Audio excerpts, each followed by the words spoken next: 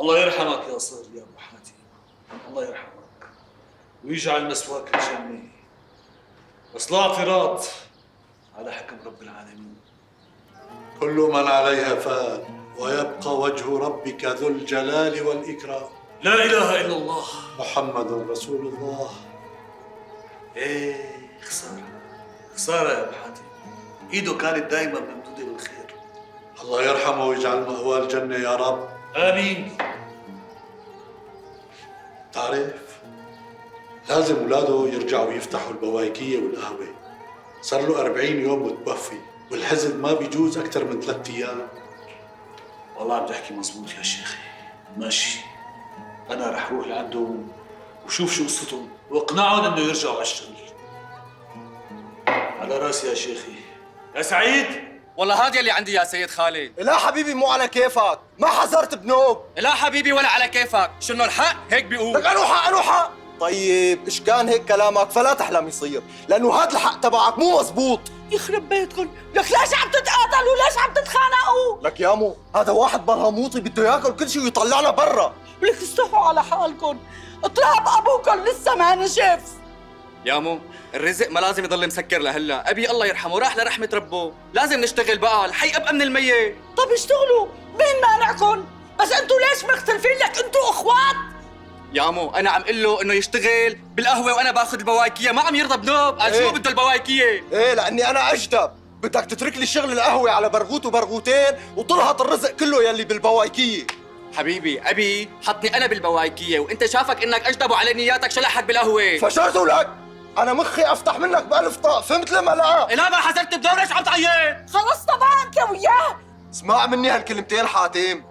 شو بدك خالد احكي؟ انا بعرف منيح يلي عم تفكر فيه، بس لا تحلم اسمح لك يصير. اها وهات خبرني يا ابو العريف، شو بتعرف؟ انت بتعرف منيح يلي بقصته، بس هلا انا ساكت كرمال امك، بس بعدين لكل حادث حديث. سلام. حلو سيد خالد، حلو. شو قصتكم لك خالي انت واخوك؟ ليش لهلا ما رجعتوا على الشغل؟ خليها لربك خال، والله لو ما امي ابصر شو كنت عملت. يا لطيف، شو اللي صاير لك خالي؟ راح احكي لك السيري. احكي. يا فتحي مرني معلمي. شو في عنا شغل اليوم يا فتحي؟ هلا رح نبلش بطلبية ابو ماجد الميداني. طيب شدوا لي الهمه. تأمر امر معلم، على راسي من فوق. ساوي لي كاسه شاي. من عيوني. حاضر، تكه بتكون عندك. عجل. انا المعلم هون غصبا عنك يا اخي. لا يا حاتم لا، هذا الشيء ما بيصير بنوب، اللي تركه ابوك لإلك ولاخوك، ما هيك؟ شايف يا خالي، لك مفكرني اجدب، بده ياكل كل شيء لحاله. لا تخاف خالي لا تخاف، دباره عندي لا تعتل هم. الله يخلي لنا اياك يا خالي، بس شو مشان امي؟ لك مو بس امك واختك لهم حصه من الورثه، شو نسيانين؟ لا والله يا خالي ماني نسيان، لك انا اصلا هلا ما بدي تنفتح سيره الورثه كلها، شنو ابي الله يرحمه لسه ما نشف ترابه. بري عليك بري عليك، عم تحكي الاصول لك ابني، عم تحكي الاصول. المشكله يا خالي انه حاتم مفكر انه البواكيه له لحاله. شو هالحكي هذا؟ يا مو على كيفه لك خالي، انا بعرفه طماع، وابوك الله يرحمه قال لي طماع، كاشفه ابوك.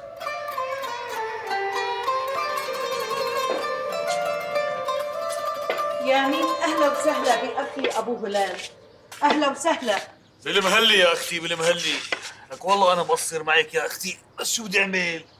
الشغل لفوق راسي والمشاكل ما بتخلص. الله يقويك يا حق، انا مقدره هذا الشيء. طمنيني عنك، صحتك شلونها؟ الحمد لله، الله منعم علي. الحمد لله يا اختي، الحمد لله رب العالمين. خالي عنا يا عبيد، اهلا وسهلا. السلام عليكم خال. وعليكم السلام ورحمة الله وبركاته.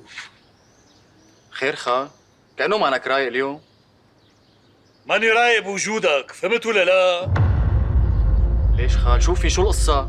لا ما في شيء. لك شو اللي عم بسمعوا عنك؟ شو اللي عم بسمعوا؟ احكي. شو خال؟ شو عم تسمع؟ فهمني شو صاير؟ قال شو؟ اخذ حصة البوايكية لإلك وتارك القهوة لأخوك، صح على الحكي ولا لا؟ شو خال؟ لحق يحكي لك؟ ضروري يكبر القصة يعني هو؟ لك مانا كبيرة، قصة صغيرة، بس الحق حق. ايه لا خال، بدك تسمح لي، هي قصة الورثة والمحاصصة بدك تترك لي اياها وتطلع انت براتها، انت على عيني وراسي خالي، بس هي القصة ما دخلك فيها بنو. حاتم عيب عليك، هذا خالك. يا مو خالي على عيني وراسي، بس قصة المحاصصة هو شو دخلوا فيها؟ هي بيني وبينك. لك خلاص ولك عم تحكي مع خالك انت ولك. العفو منك خال، بس يلي انا بعرفه وانت ما بتعرفه، انا يلي اشتغلت بالبوايكيه وانا يلي كبرتها، واخي ما له علاقه بنوب، وابي الله يرحمه بيعرف بكل هذا الشيء. ايوه بس المرحوم ابوك ما خبرني بهذا الشيء. انت بتعرف انه المرحوم ابوك كان يخبرني بالشارده والوارده؟ يعني مثلا ارض المزه كانت للمرحوم ابوك، الك علم فيها شيء؟ لا والله خال، انو ارض هي؟ انو ارض؟ شفت انه انت ما بتعرف شيء وانا اللي بعرف كل شيء؟ اسمع ونفذ اللي رح لك عليه. ارض المزه لإلك، والبوايكيه لاخوك، والقهوه لاختك، والبيت لامك، فهمت ولا لا؟ خالي شو هذا الحكي؟ شو ارض المزه ما ارض المزه؟ ما عم بفهم عليه. لا تفهم علي، انا عم بعرف شو اللي عم بحكي، عم بقول لك ارض المزه لإلك، فهمت ولا لا؟ إيه لا خال، انا ما بدي ارض المزه، بدي البوايكيه، شنو فيها رزق كثير. ولك ارض المزه هي الرزقه، فهم علي بقى. شو قصدك خال؟ والله ما عم بفهم عليك، شو قصدك؟ لك خالي ابوك وصاني الله يرحمه قبل ما يموت، قال لي ارض المزه رح تكون لحاتم، فهمت ولا لا؟ لك فيها رزق، فيها مكسب كبير كتير. ابي هيك قال لا؟ هيك قال لي الله يرحمه. شو رايك يا مو؟ لك خلص وافق لك ابني، وافق والمكسب معه. طيب ماشي خال، تأمر امرك.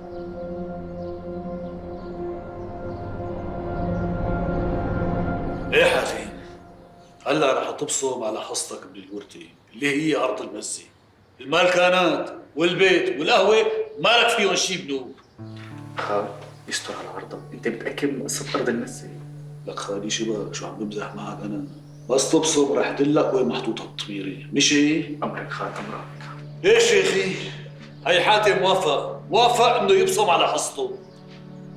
ايه يا حاتم، انت رضيان بالتقسيمه؟ معلوم شيخي معلوم رضيان. وانت يا خالد؟ رضيان شيخي رضيان. والام والبنت رضيانين؟ كله رضيان يا شيخي، كله رضيان. يلا خلي الله على بركه الله. صوم هون امرك. تعال حبيبي. ان شاء الله الف مبروك. الف مبروك يا جماعه. ان شاء الله الف مبروك. الله يبارك فيك يا خال. سمعونا الفاتحه على نية التوفيق. آمين.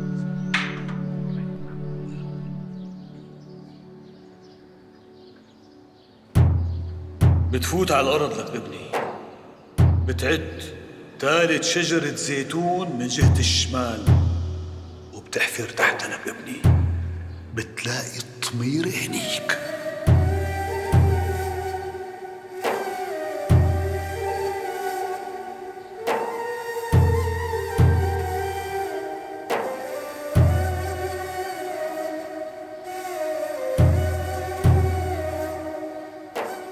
بسم الله الرحمن الرحيم.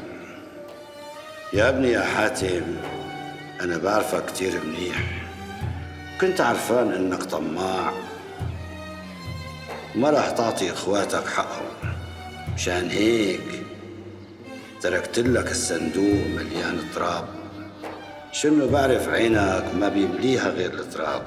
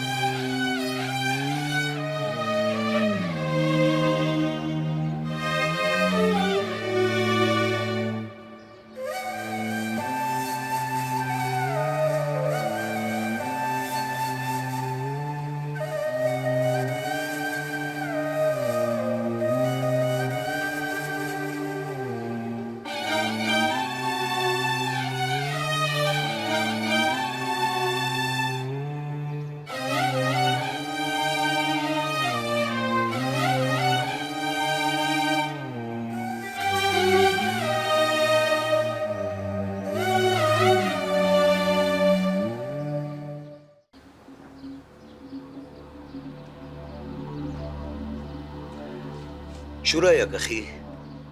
اجا الوقت. والله يا أخي هذا اليوم اللي أنا خايف منه عم بحسب له 1000 حساب. وكيف رح تكون ردة فعل الأولاد؟ ما بظن إنه يتفهموا الموضوع بسهولة. بس نحن عم نعمل كل هذا الشيء كرمالهم هن. ما رح يفهموا هالشيء، وراح يعتبروا إنه نحن كذبنا عليهم وخدعناهم وعيشناهم بالوهم. طيب شو رايك ما نحكي ونموت السر معنا؟ نموت وعلينا حق ما وفيناه وفي أمانة ما رديناها، لك شلون بدنا نقابل رب العالمين ونحن ضميرنا مو مرتاح؟ قوم لنروح على المحل قوم. قوم. الله حيو عرب على راسي يا ابن عمي، علي الحلال انك فجيت لي قلبي كلياته، كانت لازمته هالقتله، لازمته هالقتل ابو بريس اللي عامل حاله لسه ما راجع. لك مو ناقصنا غير ابن هالمرابع يعلم علينا، نسيان مين نحن ولك ابن عمي؟ لك لا والله مع النسيان، بس بتعرف بيني وبينك انا كنت خايف كثير من هالشله الزعران، لانه مثل ما بتعرف يا اخي الكتره بتغلب الشجاعه. لا لك عرب ما حبيتها منك، طول ما انا ابن عمك حط ايديك ورجليك بمي بارده، انا سندك وظهرك. لك الله حيو ابن عمي، لك الله حيو ملك المراجل كلياتها، علي الحلال زعيم الحاره، جرب تعال تعال اقول لك عرب. عرفت ليش قصة يوم الخميس والجمعة اللي عاملها أبوك وأبي؟ لا والله، بس أكيد مثل العادة، ناكتة شو بدها تكون يعني؟ والله عم تحكي قصي، أساساً هن كبروا وصاير قصصهم ناكتة على الفاضي. مو هيك، خرفوا. خير ابن عمي جرب. أنا بدي أتجوز حازم. أنا شو بدي بشغله؟ أنا اللي بيهمني أصله وفصله. وحازم أبوه كان إجير عند أبي، وهذا سبب كافي حتى أرفضه. وأنا لا يمكن أقبل إلا بابن باشا أو زعيم أو بيك، لكو بأسوأ الحالات ممكن أقبل بشي ابن تاجر كبير من تجار الشام. لك بنتي جوزك ما غلط، وخدمة بيت حماكي واجب عليكي، يعني الرجال ما غلط معك بشي. ما غلط بشي؟ وانا ما غلطت بشي. انا شو قلت له؟ قلت له بكل الرواق اني انا بنت ابو عرب كبير اهل الحاره واهم رجالها، وما بصير يحاكيني بهالاسلوب، وماني خدامه عند حدا، لانه انا عشت كل عمري معززه ومكرمه ببيت اهلي. قام فقع بوشي مثل القباوي وقال لي إذا بتكوني بنت الباشا بتضلي حرمتي، وواجبك تخدميني وتخدمي أهلي. لا وشو قال لي كمان؟ قال لي إنه رح يقلع الخدامة ورح صير أنا أشتغل كل شغل البيت. شفت يا أبي؟ شفت كيف عم بيعاملني وأنا بنت أبو عرب على سن ورمح؟ والله يا بنتي أنا كل الحق علي، أنا اللي ما عرفت ربيكن. الله يرحمها أمك، كانت تقوم بكل شغل البيت، بعمرها ما فكرت تفوت خدامة على البيت. ما عرفت ربيكن، لمين طالعين مغرورين ومعنجهين هي العنجهية ما بعرف. هلا هذا اللي طلع معك يا أبي؟ يعني أنت ما رح تدافع عني وتحصل لي حقي منه؟ ليكي يا بنتي أنا بعمري ما رح أقويكي على جوزك. أنا برأيي تروحي تستسمحيه وتصالحيه وتكسبي وده. إيه لا والله مستحيل هذا الشي يصير، لو بدي ضل حردانة ببيت أهلي كل عمري. إذا ما إجا وصار أرض عند رجلي ما بفكر إني أرجع له.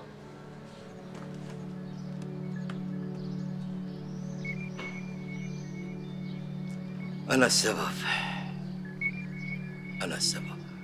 خير يا أبي، شو السيرة حتى جامعينا هالجمعة؟ شو هالسر اللي حيغير حياتنا كلياتنا؟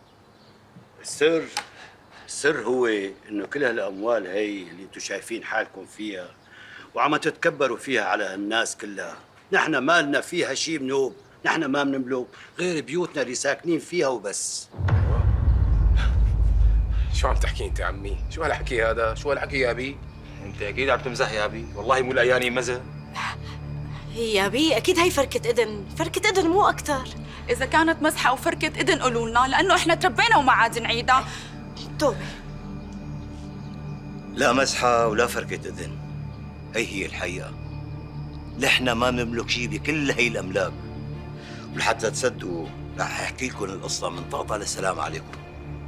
هذا من شي 15 سنة إجا باشا على الحارة، بس كان الله سبحانه وتعالى حارمه الخلفة والأولاد، وبلش يشتري بمالكانات الحارة وبساتينها وبيوتها ودكاكينها، ما خلى شيء ما اشتراه.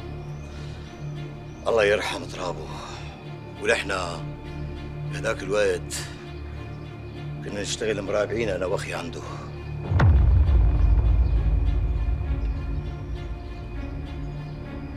شو بكون؟ ايه مرابعين مثل ابو سالم يلي هنتوه، ومثل ابوه العادل اللي ما قبلتي فيه يا ست سلوى. ايه نحن كنا ناس بسطاء، درويش وفقراء على باب الله، بس نحن كسبنا محبة الناس بمعاملتنا معهم. انتو بعنجهيتكم كسبتوا كره وحقد الناس. يا بي هلا شيلنا من محبة الناس، كفينا القصة وبعدين. أنا بكفي عنك أخي. بعد ما مرض الباشا، باعتبار يعني الله ما طعمه أولاد، ندر كل أملاكه لأهل الحارة، وعلى قد ما كان يحبنا ويوثق فينا سلمنا الحجج والأوراق الثبوتية كلها وخلاها أمانة برقبتنا لحتى نحن نوزعها بالحق وبالتساوي على كل أهل الحارة. لأنه البني آدم بطبعه طماع وأناني، لعب الشيطان براسنا. وقلنا لحالنا باعتبار ما حدا بيعرف بالسيرة خلينا ننام عليها ونقب على وش الدنيا، نعشنا كم يوم نضاف لبين ما نربيكم وتكبروا وانتوا تعتمدوا على حالكم. ساعتها بنعطي كل ذي حق حقه.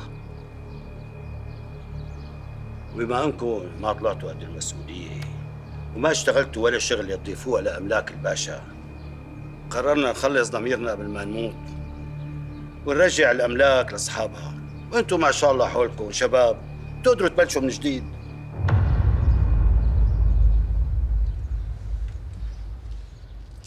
هذا الحكي ما عم يزبط بعد نوب، ما عم يزبط. ابوك وابي لازم ما يطلع من البيت، بنقول مرضانين بنقول تعبانين، لازم ما حدا يشوفه، حاجه يخبصوا بقى. ابن عمي الله وكيلك انا الحجن اكثر منك، لك انا اللي ما عم بستوعبه انه هلا صار بدنا نروحوا كل الاملاك اللي نحن نملكها. قال شو والله صحي ضميره، لك شو هالحكي هذا؟ اقسم بالله العظيم انا ما رح اقبل بهذا الشيء حتى لو بدي. حتى لو بدك شو؟ لو بدك شو فهمني. قصدك بدك تحبسهم يعني تخبيهم عن الناس، مو هيك ابن عمي؟ هيك قصدي انه نحبسهم نخبيهم عن الناس. المهم ابن عمي ما حدا يشوفه. طيب بركي رجال الحاره طلبوا يشوفوه، يشقوا عليهم، يطمنوا عنهم، شو بدي اقول لهم؟ لك يا اخي بنخترع 1000 كذبه، بنقول لهم انه اجى حكيم وشافهم وقال انه عندهم مرض بيعدي ولازم ما في حدا بالحاره يشوفهم، ولك شبنا المهم ما يبيعوا شيء، المهم ما يروح شيء.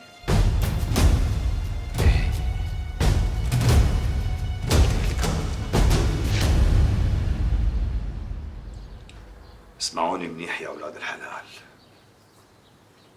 من 15 سنة الباشا أعطى أبي وصية. أبي الله يرحمه اللي بتعرفوه، اللي درس قانون بجامعة باريس، اللي ما بيعرف يكذب وبيعرف الحق من الباطل. مشان هيك أنا جاي لعندكم حل موضوع الوصية ونوزع الأملاك على أهل الحارة بالتساوي. اطلع لبرا ولا اطلع لبرا، ما حدا له عنا شيء بالمره، لا انت ولا اهل الحاره كلياتهم. عم تفهم؟ من شان زيدك من الشعر بيت. أهل الحارة مو ناويين يعطوكم ولا متليك، إلك وإله بالذات. بتعرفوا ليش؟ لأنه أهل الحارة عم يقولوا إنه أنتوا سرقتوهم. مو بس سرقتوهم وصرتوا أغوات وبكوات على حسابهم. فوق كل هاد شفتوا حالكم عليهم، يعني عيرتوهم بفقرهم، كبرتوا عليهم، مشان هيك ما بدهم إياكم. ولك اسمعوا لك، إذا ما تطلع من هون هلا بدفنك بأرضك، وهي الوصية اللي كنت عم تحكي عنها بتروح بتشربها وبتنعى ميتها. ولك نحن أسياد المال، ونحن أسياد هاي المصاري كلياتها، وإذا بدك كمان نحن أسياد الحارة. فهمتوا لا؟ هدي أنا، ولك ما بدي هدي، مالك شايفه؟ اطلع اعمل لك أحسن ما أدفنك. اطلع لك هدي عرب، هدي مشان الله، وخلينا نصارع أهل الحارة أحسن ما نطلع من المولد بلا حمص. سمع لك هرب، سمع شو عم يقول لك ابن عمك. تواضع لأنه أنتم من يومكم كنتوا فقراء بحياتكم، ما كنتوا أغنياء، تواضع وعيش مثلك مثل أهل الحارة. اسمع من هالدقنا، هذا آخر كلام عندي، وغير هيك ما عندي سلام عليكم.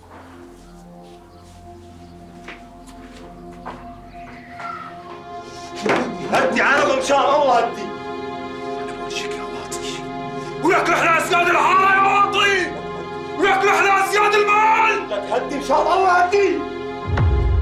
ولك الطمع خلاكم تتخلوا عن كل شيء، عن القيم والمبادئ والاخلاق. ولك نحن بحياتنا ما شفنا حالنا على حدا، الناس كلياتها بتحبنا وبتحترمنا لانه هدول بيضلوا ناسنا واهلنا. شوفوا طمعكم وعن جهيدكم لوين وصلتكم. لو كنتوا تعاملتوا بحب مع أهل الحارة كانوا ما قبلوا يطالعوكم من الوصية بدون حصة. بس انتوا نسيتوا كل شيء، بس كلهم كانوا ناطريكم لحتى توقعوا، لحتى يشمتوا فيكم. وهيكم طلعتوا ايد من ورا وايد من قدام. لك لازم تفهموا انه الكبرى من عمل الشيطان، والبني ادم مهما علي وكبر بيضل صغير قدام قدرة رب العالمين.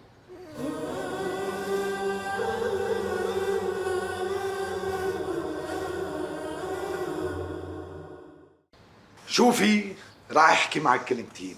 انا ما في مرة بالعالم كله بتمنعني اني اروح شوف اولاد اخي. انا بمنعك من خوفي عليك. لك من شو خايفة؟ هلا اذا رحت شفت اولاد اخي من شو عم تخافي؟ هاتي لشوف. انا خوفي مو من الاولاد، خوفي من امهم. قصدك من فوزية مرت اخي؟ ايه طبعا من فوزية، أرملة وصبية وحلوة كتير. لك حلاوة بارك إلهي، عندي إياها بسعر أختي. شو؟ مثل أختك؟ حبيبي ما حدا أخو حدا بهالأيام، كله بده ينفذ حاله. بعدين أنا شو بيعرفني ما تكون هي حاطة براسها إنه طلتشك مني؟ طلتشك هذا حكي بنحكى يا عبي. شو ما عليكي؟ البسي وشرفي معي. ايه أنا اللي بلبس. لحمة ضربيك. حسبي الله ونعم الوكيل.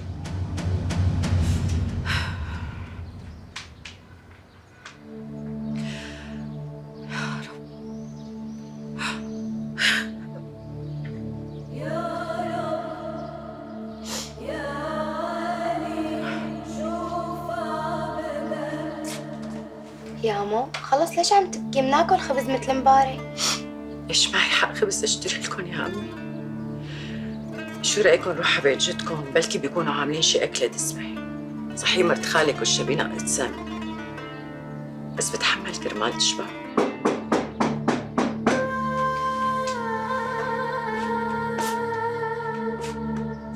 اهلين عمو، لك شوكم ان شاء الله تسلموا لي. شو اخباركم؟ تعالوا شو جايبكم. تعالوا.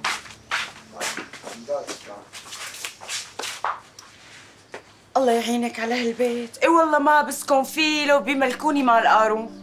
والله جوزي كان بده يغيره بس الموت ما حلو. ايوه طيب واولادك ليش هيك مصفرين؟ كانوا صايبون الهوا الاصفر. لا حول ولا قوة الا بالله، ليش عم تفاولي عليهم؟ ما فيهم شيء، الحمد لله ما فيهم شيء. رمزية قصي لسانك. يو ابن عمي شو حكينا؟ انا والله من خوفي عليهم خليها تغذيهم شوي. مرت اخي اذا بدك شيء ابعثي لي خبر مع محمد. يلا بخاطري. الله معك. حقيقي. حاضر. لك يا ميت اهلا وسهلا، يا ميت اهلا وسهلا. لك يا حبيباتي يا جدو نورتوا. لك اشتقت لكم، انا اشتقت لكم. اشتقنا لك جدو، جدو ليه ما عم تجينا عنا؟ بيجي جدو بيجي بس تعبان شوي. هلا يلا عدو. كيفك؟ لك اشتقت لك وانت اشتقت لك. طمني يا ابي، كيف صحتك؟ ان شاء الله مو تعبان على الصيام. الحمد لله يا ابي الحمد لله، انا صرت زلمه كبير وقويان ببركه الصيام. الله يعطيك الف عافيه ويطول لي بعمرك. ها فوزية خانم عنا؟ يا اهلين وسهلين. بالمحلي مرت اخي. شو بون اولادك نحاف مثل عود الخزرة؟ شو ما عم بتعميهم؟ من قلة الناس يلي فيها خير. وشو قصدك؟ والله قصدي واضح. لو هدول الايتام يلي بيسموهم احباب الله في حدا عم يحن عليهم ما كنتي شفتيهم نحاف هيك. مشان هيك يا ابي بتروحي بتضبي اغراضك انت واولادك وبتيجي بتقعدوا عنا. عمي وين بدهم يقعدوا؟ مستحيل انا اقبل بهالشي. البيت بيتي وانا اللي بقرر.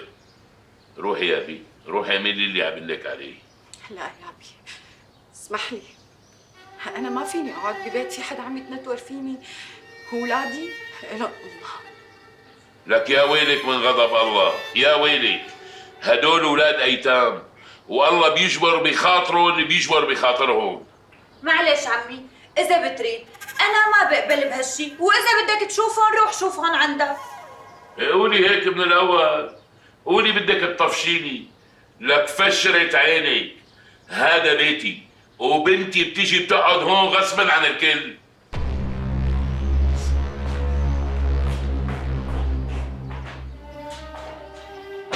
ولا يهمك يا بي، ولا يهمك، هذا بيتي.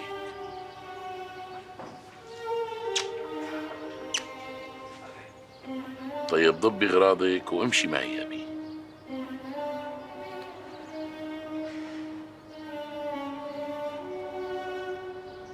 لا يا ابي، من بيتي مالي طال على انه هون احسن لي. يا بي انا ما بقدر كل يوم اجي شقر عليكي. بعدين يعني انا بشتاق لك وبشتاق لاولادك وبتضلوا ببيتي يعني تحت عيني وما بينقصكم شيء. يا ابي قلنا الله، بعدين ما فيني اعيش مع مرت اخي اللي وشها عم ينقط سم. الرزق رزقي والبيت بيتي والدكان اللي عم يشتغل فيها جوزها كمان إلي. معلش يا ابي معلش، اصلا لو اخي كان في خير كان عطاني قرشين من الدكانه اللي عم يشتغل فيها. بهي معك حق يا بي، معك حق، وانا ياما قلت له، بس مرته هاللعينه ما خلته. معناتها من هالبيت مالي طالعه يا ابي، وقلنا الله.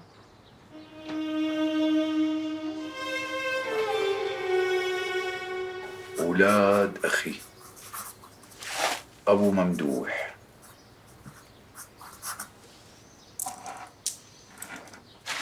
أبو قاسم،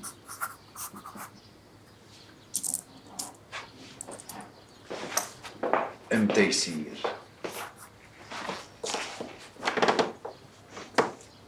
زهرية. شو عم تعمل تقبرني؟ عم طلع صدقة الفطر. ايه الله يبارك لك يا حق ويرزقك ويزيدك كمان وكمان. الله يبارك بعمرك.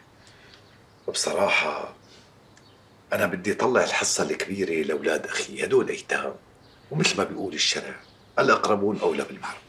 بلشوا لا حبيبي، هاد الحكي مو ظابط بنوب، بسعرهم بسعر غيرهم. لك أنت شو؟ فهميني، قلبك حجر؟ يا أخي أنا هيك بس تجي سيرة مرت أخوك بتنكرز. شوفي، الأولوية لأولاد أخي ومرت أخي، وإذا مو عاجبك اعملي حالك وانقلعي بالبيت. أيوة؟ هاد كلام جديد؟ إيه ستي كلام جديد، أنا ما في مرة بالعالم تملي علي شروطها، مثل ما عمل لك، مو عاجبك اعملي حالك وعلى بيت أهليك. لا تقبرني لا، خلص عمل لي بيريحك، بس المهم ما يطلع خلقك.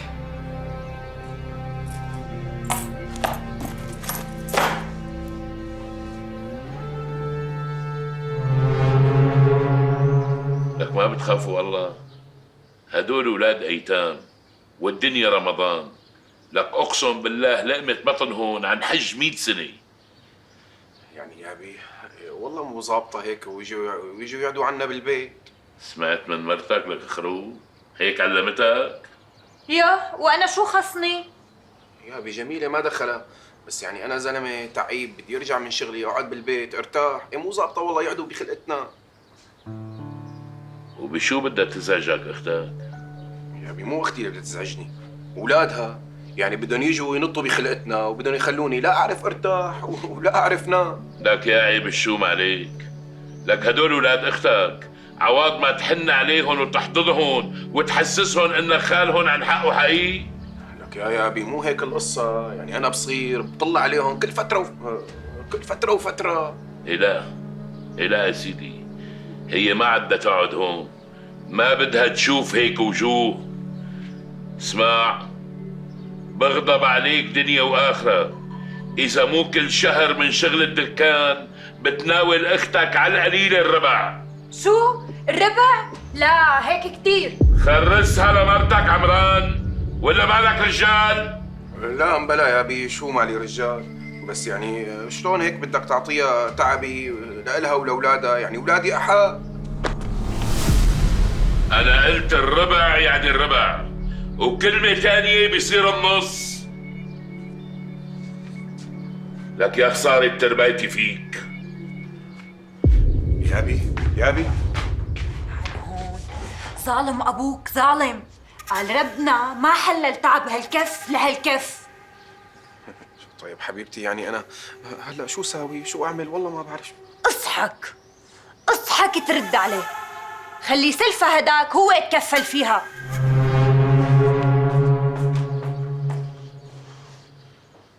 قولي شو بدي أعمل هلا؟ جميلة مرت أخي، امسكي هدول للأولاد. صدقت عيد الفطر، لا تخجلي خدي. سمعيني اسكوتك. أنا ما بدي حدا يتصدق علي. مرت أخي، هدول أيتام والله موصي فيهم، أنت بتخالفي شرع الله شيء؟ استغفر الله، أكيد لا. امسكي لكان.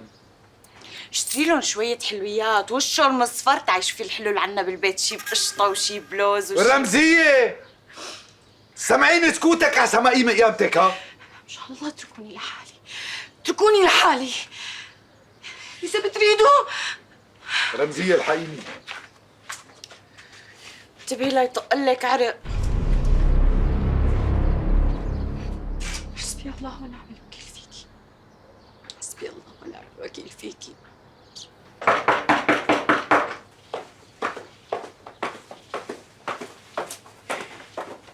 مين؟ خطابة يا أختي. بنتي صغيرة ما عندي بنات للجازة.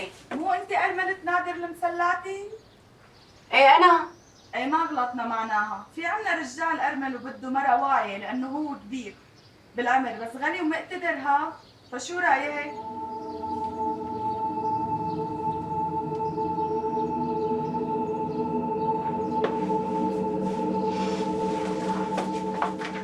يا ميت أهلا وسهلا يا أبي. بالمهلي يا روحي. نورتي فوزية. حبيبي اشتقت لكم كثير. شو مرت أخي؟ عم تعدي الأساور؟ ما شاء الله ما شاء الله. الله يخلي لي جوزي صبحي، كثير عم بيدللني، لك الله يطول لي بعمره، عم يدلل لي اولادي كثير وجبر بخاطري وبخاطر هالايتام. داير باله عليهم يا بي؟ يا بي شو داير باله عليهم؟ عم يدير بالهم عليهم اكثر ما يدير باله علي، وانا كمان يا بي عم دير بالي على اولاده، كمان هن ايتام حرام. والله ناقشت معك يا اختي. هلا تذكرت اني اختك؟ هلا تذكرت هذا الشيء؟ ايه شو بنا بنت حماية، كنا مو عيانين. والله القصة يا مرت أخي مو قصة وعي، القصة كلمة حلوة ودفى وحنية بحق أرملة وحق أولادها الأيتام. شفتي كنتي؟ شفتي قديش الدنيا دوارة؟ هاي عمران انكسر وسكر محله، وأخته صارت وتصورت. الله بيعوضك أخي، الله بيعوضك. إيه يا عبي أنا بدي استأذن منك، بدي زور بيت سلفي. ليش ما بتعرفي شو صار فيهم؟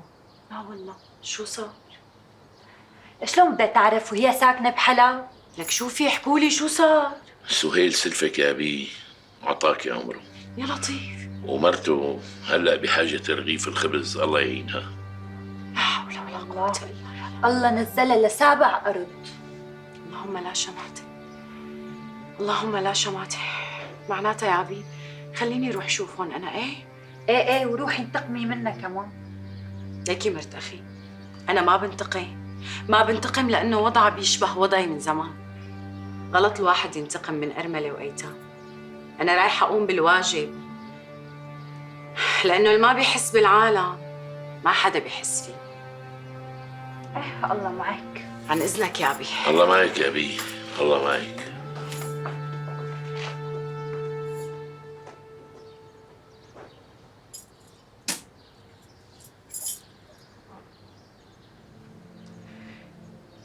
يعني بعد كل شي عملته معك مالك زعلانة مني؟ معقولة أزعل منك؟ شلون بدي أزعل منك وأنت عم تشربي من نفس الكاس يلي أنا دقته؟ يعني أنا أكتر وحدة ممكن حس فيكي. الله يكون معك ويعينك. ما بعرف وين بدي ودي وشي منك، ما بعرف. خلصنا بقى، شو هالحكي؟ بعدين جوزك الله يرحمه ما كان مقصر معي، وأنا واجبي رد الجميلة. والله ما بعرف كيف بدي كافيكي. سامحيني مشان الله. لك على شو بدي سامحك؟ على شو بدي سامحك؟ هلا اللي بدي اياه منك انك تديري بالك على الولاد، وانا رح كون جنبك لو كنت بعيده عنك بحلب، فهمتي؟ تقبريني ما تبكي. خلصنا بقى. أصيلة وبنت حلال، الله يخليكي ويحمي لك اولادك. انك ان شاء الله بتشوفي اولادك باعلى المراتب. خلصنا بقى، امسحي دموعك، شو بكي؟ خلصنا.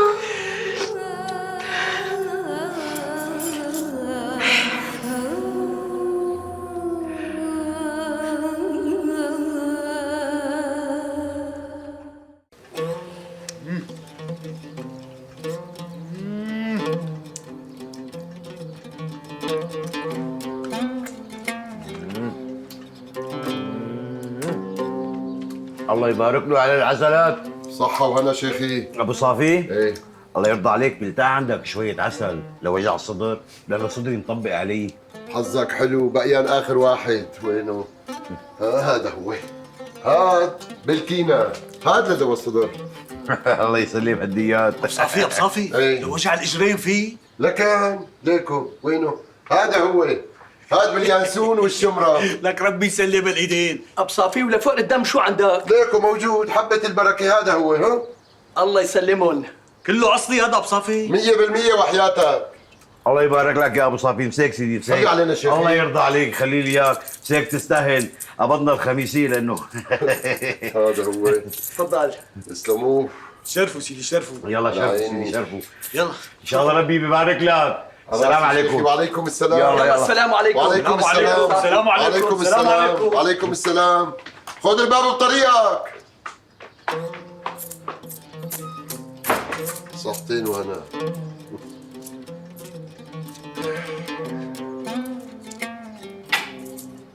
اسمع شو بدي اقول لك. مرني معلم. بتروح على السماء، بتجيب 10 طولة سكر وبتيجي لهون ركض، واوعك تخلي حدا يشوفك.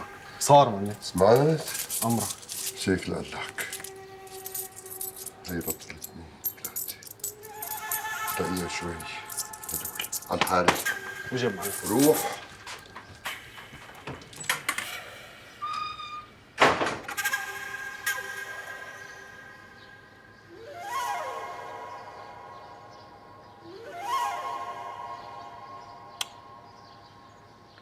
مصافية؟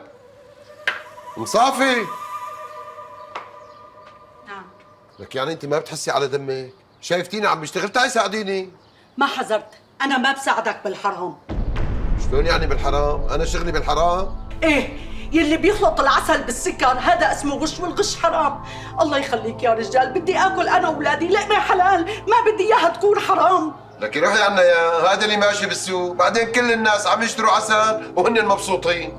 هن مبسوطين لأنهم بيثقوا فيك، بس هذا اسمه غش، ورسول الله صلى الله عليه وسلم قال: من غشنا ليس منا، اتقي الله فينا يا رجال. هلا عملتي لي كل هالموشح لأني طلبت منك تساعديني؟ لك تضربي أنت واللي طلب منك. هلي عنا يا لك روحي. هلا أنا بشتغل بالحرام.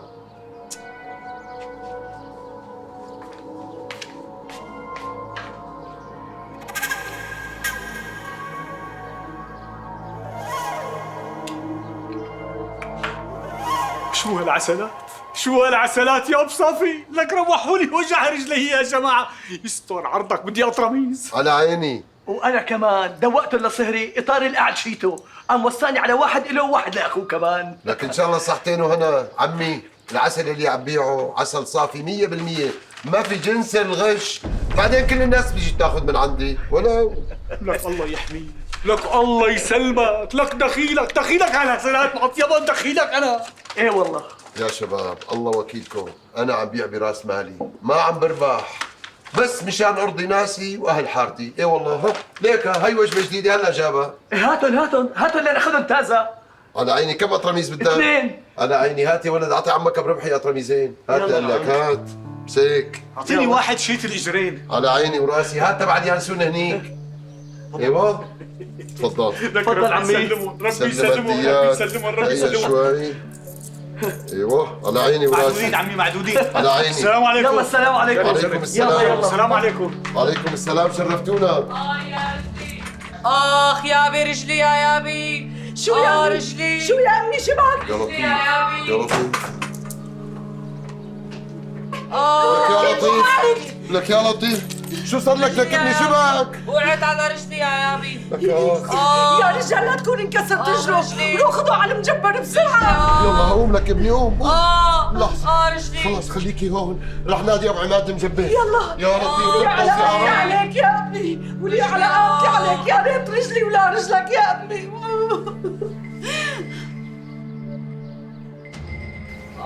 يا رجلي. اي رجلي. ابن عمي هذا كله منك. شلون يعني مني؟ يعني ليكون انا اللي وقعته وكسرته. هذا تنبيه من رب العالمين، لأنك أنت عم تغش وتاكل حرام. هالمرة انقضت برجل ابنك، المرة الثانية يمكن تجي فيني أو فيك. لك شو هالحكي اللي بتحكيه مرأة؟ شو هالحكي؟ لك هذا اسمه غش، ولك هذا اسمه حرام. أنت بدك تخسر واحد فينا، رب العالمين يمهل ولا يهمل. لك ارضى باللي الله كاتب لك ياه.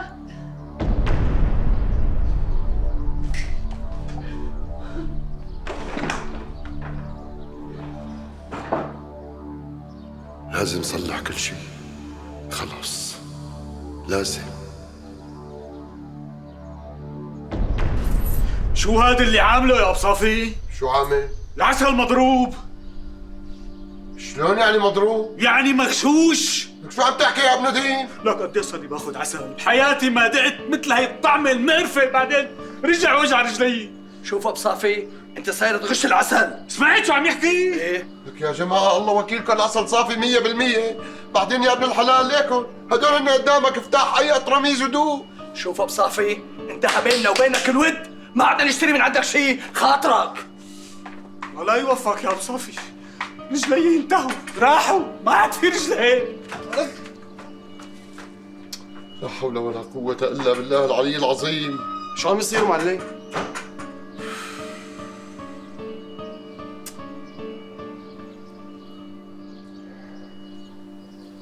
من لما بلشت بيع عسل صافي وماله مغشوش ما عاد حدا اشترى من عندي. كله عم بيقول لي العسل اللي عم بتبيعه مضروب ومغشوش. شو يعني؟ أنت صرت تبيع عسل مو مغشوش، ليش ما عادوا اشتروا؟ بجوز حبوا هداك العسل المغشوش لأنه كله سكريات ومنكهات. الله وكيلك ما عاد حدا اجى اشترى قطرميز واحد وتعي فهميهم انه العسل صافي عبس. ابن عمي كل الحق عليك. انا الحق علي لانه صرت بيع عسل صافي ومانو مغشوش؟ خلص العالم تعودت على العسل المغشوش وما بقى يعجب العسل الصافي. والعمل هلا ما عاد حدا اجى لعندي ولا اشترى قطرميز واحد. ابن عمي قدامك حلين. شو هن؟ يا اما بتضل على ما انت، يا اما بترجع بتغش وبترضي الناس وبتغضب رب العالمين، وإلا اذا بتلقى من ربك.